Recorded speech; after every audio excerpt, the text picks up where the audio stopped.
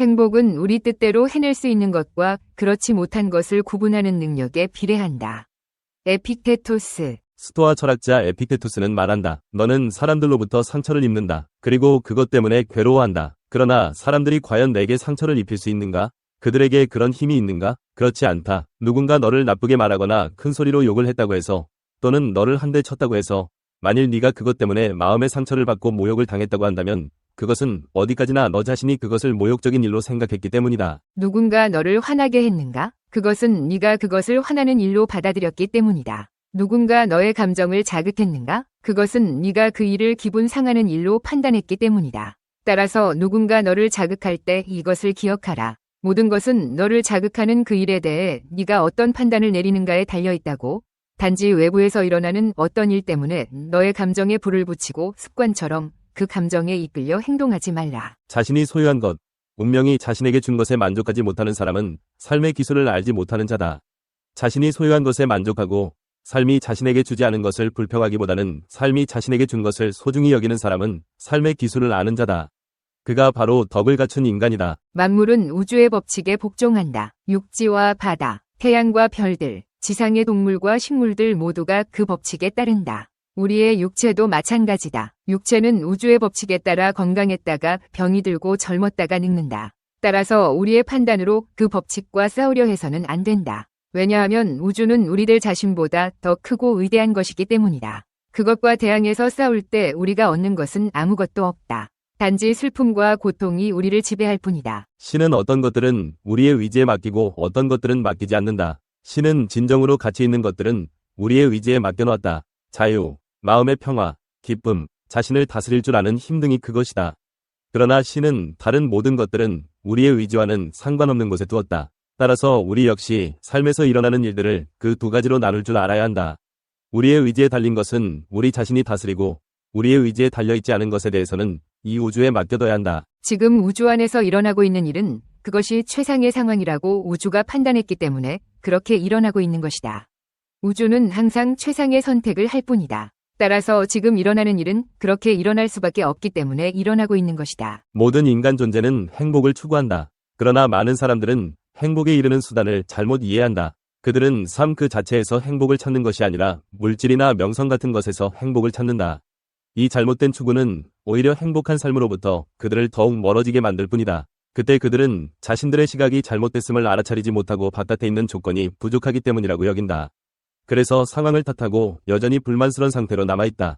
행복을 추구하는 것은 결코 잘못된 일이 아니다. 그것은 모든 존재의 본능이다. 문제는 어떤 수단을 통해 그 행복에 이르는가 하는 것이다. 무엇이 중요하고 무엇이 중요하지 않은가를 우리는 자꾸만 잊어버린다. 우리는 자신의 의지와는 상관없는 것들, 다시 말해 자신이 어떻게 할 수 없는 것들에 대해서는 욕심을 내고 우리의 의지와 상관 있는 것들, 즉 자신이 어떻게 할 수 있는 것들에 대해선 늘 불만족스럽게 여긴다. 무엇이 가치 있는 것이고 무엇이 무가치한 것인가를 자주 생각하라. 어떤 시도가 가치 있고 어떤 것이 무가치한 시도인가를, 그리고 진정으로 가치 있는 것을 추구하라. 그 일에 최선을 다하라. 자신에게 주어진 삶을 무가치한 것들에 빼앗기지 말라. 항상 선을 추구하고 자기 본래의 순수성을 잃지 말라. 하지만 최선의 노력을 다한 다음에는 그 결과를 받아들이고 앞으로 나아가라. 버스터 키튼의 영화 셜록 주니어 위 한 장면은 에픽테토스의 가르침을 고스란히 담아낸 듯하다.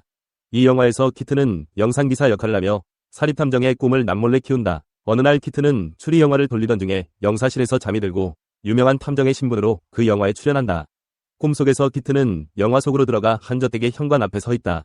문을 두드리지만 대답이 없다. 그가 등을 돌리자 장면의 변화가 순간적으로 후드득 일어난다. 그리고 키튼은 이미 현관 계단을 내려와 정원에서 벤치 주변을 서성댄다. 그 후 그는 번잡한 길 한가운데 서 있고 깎아지른 듯한 절벽 끝에서 서성대며 정글에서 사자와 마주치고 사막에서 헤매며 바다 한가운데에서 바위에 걸터앉아 구조를 요청하고 눈더미에 얼굴부터 쳐박고는 마침내 다시 정원으로 되돌아온다.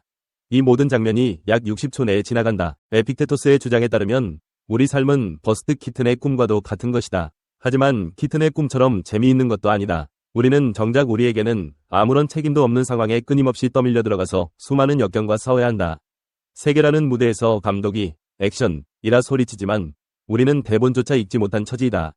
우리 의지와는 아무런 상관없이 우리에게 역할이 부여된다. 에픽테토스, 노예에서 철학자로 내면의 자유를 향한 여정. 에픽테토스는 고대 로마 시대의 스토아 철학자로 노예 출신이라는 특이한 이력을 지니고 있습니다. 그는 육체적인 속박 속에서도 정신적인 자유를 추구하며 스토아 철학의 핵심 가치인 아파테이아를 몸소 실천했습니다.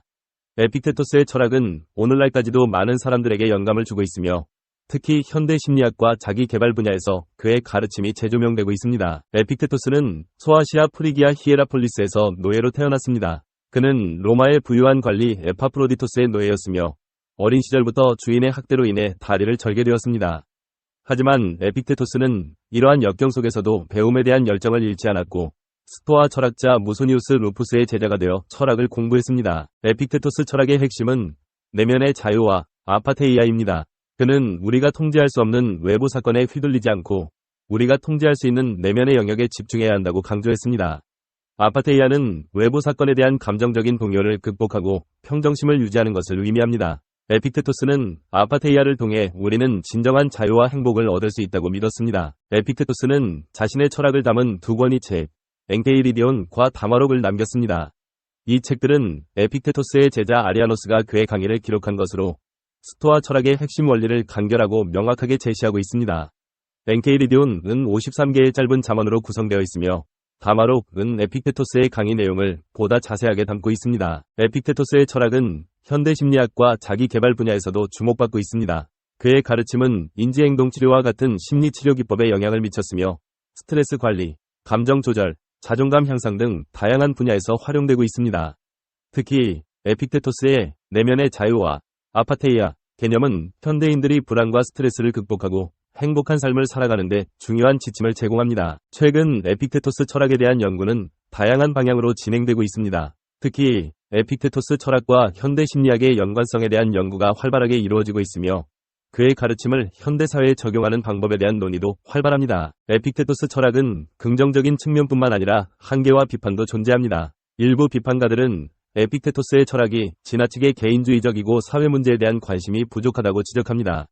또한 그의 철학이 감정을 억누르고 냉정함을 유지하는 것을 강조하는 측면은 현대적인 관점에서 비판받기도 합니다. 에픽테토스의 생애와 스토아 철학은 그의 제자 아리아노스의 정성, 어린 필사 덕분에 우리에게 전해진다. 세네카가 꿈많은 젊은 철학자 루킬리우스에게 보낸 자상하고 친절한 편지 덕분에 우리는 삶과 죽음에 대한 세네카의 철학을 알 수 있다. 그러나 대부분의 스토아 철학자는 글을 거의 남기지 않았다. 그들의 아포리즘은 다른 철학자의 글에 기록되거나 제자들의 노력 덕분에 지금까지 전해질 뿐이다. 에픽테토스의 경우도 마찬가지이다. 그의 철학도 로마의 정치가이며 역사가이던 제자 아리아노스의 정성 어린 필사 덕분에 우리에게 전해진다. 에픽테토스는 저술을 하지 않았다고 알려져 있다. 에픽테토스도 저작은 제자인 아리아노스가 그의 가르침을 기록한 것이다. 아리아노스는 에픽테토스의 가르침을 정리한 어록이 서문에서 나는 스승의 가르침을 하나도 빼놓지 않고 기록하려 애썼다. 나 자신을 위해서라도 그분의 정신과 솔직담백한 말투를 영원히 기억하기 위해서 그분의 말투를 그대로 살리려 애썼다. 라고 썼다. 아리아노스의 기록으로 판단하건대 에픽테토스는 무척 솔직하고 직설적으로 말한 듯하다. 세네카처럼 에픽테토스도 스토아 철학의 노선을 따라 우리가 운명을 지배할 수는 없기 때문에 삶의 변덕스런 명령에 순응하는 수밖에 없다고 생각했다. 우리가 무엇이든 해낼 수 있다는 오만한 믿음을 가질 때 불행이 닥친다. 예컨대 보유한 주식의 가치를 우리 뜻대로 조절할 수 있다고 믿는다면 큰 코를 다치기 십상이다. 따라서 에픽테토스는 행복은 우리 뜻대로 해낼 수 있는 것과 그렇지 못한 것을 구분하는 능력에 비례한다. 라고 말했다. 그런데 이 둘을 어떻게 구분할 수 있을까? 에픽테토스는 둘을 구분하는 기준을 이렇게 설명했다. 우리가 뜻대로 할 수 있는 것은 원래 자유로워 방해받지 않는다. 하지만 우리가 뜻대로 할 수 없는 것은 구속되고 방해받는다. 따라서 자연스레 구속받는 것을 자유로운 것이라 생각한다면 또 당신의 것이 아닌 것을 당신의 것이라 생각한다면 당신은 필연적으로 혼돈에 빠지고 불행을 겪으며 신과 주변 사람을 원망하게 될 것이다. 이런 실용주의적 철학은 오늘날 알코올 중독자들이 모임을 갖기 전에 암송하는 평온의 기도문에서 찾아볼 수 있다. 신이시여, 제가 바꿀 수 없는 것이라면 기꺼이 인정하는 마음의 평온을 제게 허락하십시오. 대신 제가 바꿀 수 있는 것이라면 바꿔갈 수 있는 용기를 제게 허락하십시오. 이 둘을 구분할 수 있는 지혜를 제게 주시옵소서. 에픽테토스의 삶에 대해서는 알려진 바가 거의 없다. 그가 터키의 남서부, 즉 현재의 파무칼레인 히에라폴리스에서 태어났고 디오게네스처럼 노예였다가 훗날 자유인이 되었다는 정도만이 알려져 있을 뿐이다. 그는 네로 시대의 철학을 연구해서 니코폴리스에 학교를 세워 제자들을 가르쳤다. 충직한 제자 아리아노스를 만난 곳도 니코폴리스였다. 에픽테토스의 개인 신상에 대해 알려진 유일한 내용은 그가 불구였고 고아인 아이를 키우는데 도움을 받으려고 말년에야 결혼했다는 것이다. 그런데 왜 불구가 되었을까? 류머티즘이라는 설도 있지만 고문을 받았기 때문이라는 주장이 더 설득력 있게 들린다. 에픽테토스에게 주인이 다리를 비틀어 꺾어버리는 벌을 내리고 있었다. 에픽테토스는 스토아 철학자답게 침착하게 그 고통을 견디면서 주인에게 다리가 부러질 것 같다고 말했다. 결국 뚝소리가 나면서 다리가 부러지자 에픽테토스는 다리가 부러질 거라고 말했잖아요. 라고 주인에게 투덜거렸다. 그 후 그는 평생 다리를 절뚝거리며 다녔다. 원하는 것이나 원하지 않는 것을 마음대로 조절하는 사람이 주인이다. 자유롭고 싶은가? 그렇다면 남의 것을 탐내지 마라. 그렇지 않으면 반드시 노예가 되리라. 버스터 키튼의 영화 셜록 주니어의 한 장면은 에픽테토스의 가르침을 고스란히 담아낸 듯하다. 이 영화에서 키튼은 영상기사 역할을 하며 사립탐정의 꿈을 남몰래 키운다. 어느 날 키튼은 추리 영화를 돌리던 중에 영사실에서 잠이 들고 유명한 탐정의 신분으로 그 영화에 출연한다. 꿈속에서 키튼은 영화 속으로 들어가 한 저택의 현관 앞에 서 있다. 문을 두드리지만 대답이 없다. 그가 등을 돌리자 장면의 변화가 순간적으로 후드득 일어난다. 그리고 키튼은 이미 현관 계단을 내려와 정원에서 벤치 주변을 서성댄다. 그 후 그는 번잡한 길 한가운데 서 있고 깎아지른 듯한 절벽 끝에서 서성대며 정글에서 사자와 마주치고 사막에서 헤매며 바다 한가운데에서 바위에 걸터앉아 구조를 요청하고 눈더미에 얼굴부터 쳐박고는 마침내 다시 정원으로 되돌아온다. 이 모든 장면이 약 60초 내에 지나간다. 에픽테토스의 주장에 따르면 우리 삶은 버스트 키튼의 꿈과도 같은 것이다. 하지만 키튼의 꿈처럼 재미있는 것도 아니다. 우리는 정작 우리에게는 아무런 책임도 없는 상황에 끊임없이 떠밀려 들어가서 수많은 역경과 싸워야 한다. 세계라는 무대에서 감독이 액션이라 소리치지만 우리는 대본조차 읽지 못한 처지이다. 우리 위지와는 아무런 상관없이 우리에게 역할이 부여된다. 그러나 우리에게 부여된 역할의 해석은 우리 몫이 아니다. 우리 역할은 우리에게 부여된 역할을 훌륭하게 해내는 것이다. 그러나 역할의 결정은 다른 사람의 몫이다.